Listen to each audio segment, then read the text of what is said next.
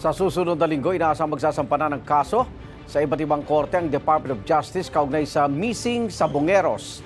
Batay sa kanilang investigasyon, planado at may pattern ang pagkawala ng mga sabongero. May unang balita si Dano Tingkungko. Planado at sistematiko, ganyan inilarawan ng Department of Justice ang pagkawala ng 34 na mga sabongero batay sa kanilang preliminary investigation. Sabi ng DOJ, may iba't ibang grupo ng suspect na may kani-kanilang trabaho para isagawa ang kidnapping with homicide at kidnapping with serious illegal detention. Nakita rin ng DOJ na may pattern ang pagkawala ng mga sabongero. The manner by which the crime was committed is so, parang sabihin na natin, compartmentalized. Diba? Kung titingnan mo, pag kami nandaya, may kumakausap. Pag after may kumakausap, may kumukuha. Pagkatapos, after nung pag may kumukuha, merong gagawa ng kung ano sa kanila and then meron ding magtatapon. What one compartment would know may not be known to the others.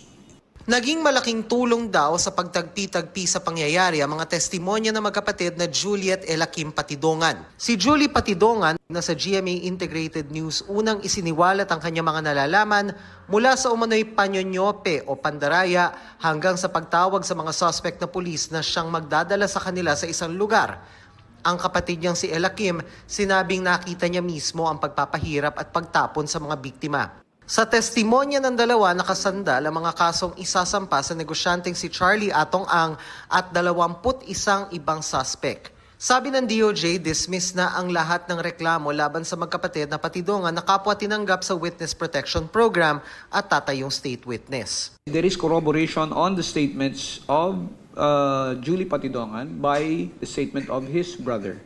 Okay? And the fact that, as we all know, as of this time, all the missing relatives of the complainants here, we have no knowledge as to their whereabouts.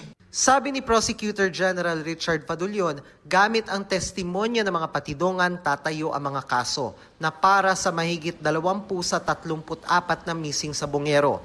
May ongoing ng kaso sa korte para sa ibang nawawala. Sa halos 60 binanggit ng magkapatid ng Patidongan sa kanilang testimonya, 22 ang kasama sa asunto kabilang si Ang. Hindi na isinama ang iba dahil walaan nilang sapat na ebidensya. Kabilang ang aktres na si Gretchen Barreto.